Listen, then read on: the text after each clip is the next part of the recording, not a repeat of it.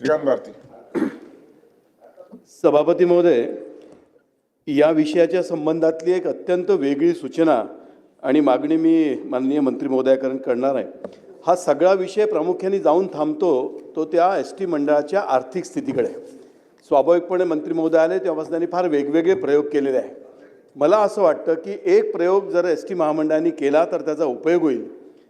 मागच्या वेळेस मी एक सभागृहामध्ये अनुदान गिव्ह इट अप केलं पाहिजे असा विषय मांडला होता आणि नंतर माननीय अजितदादांनी त्यावर उत्तर दिल्यानंतर एक सिस्टीम विकसित केली गेली आणि नंतर ज्यांना ज्यांना ज्या प्रकारचं अनुदान सवलत मिळते त्यांनी ते सक्षम असेल तर परत केलं पाहिजे असं आवाहन केलं गेलं आणि आपल्याला आश्चर्य वाटेल की त्या सिस्टीमच्या अंतर्गत बऱ्याच लोकांनी अनुदान परत केलं. तसं एस.टी. महामंडळाच्या अंतर्गत वृद्धांना आणि महिलांना एक सवलत दिल्या जाते. आपण एक संवेदनशील सरकार आहोत, ते केलंच पाहिजे.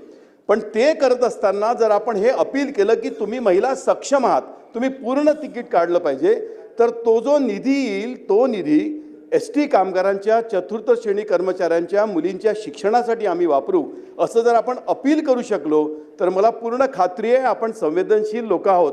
बऱ्याच महिला आणि बरेच वृद्ध पूर्ण तिकीट काढतील आणि अशा प्रकारचा प्रयोग जर आपण करू शकलो तर त्यातनं काही आर्थिक योजनासुद्धा विकसित होईल. मला असं वाटतं की अशा प्रकारचा प्रयोग मंत्री महोदय एस.टी. मंडळामध्ये करतील का असा माझा प्रश्न आहे.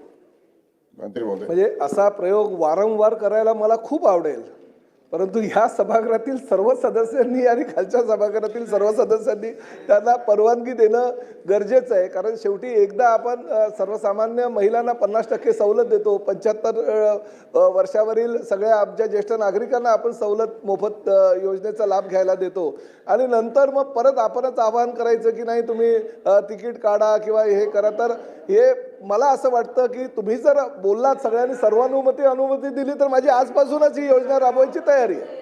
अनिल परब.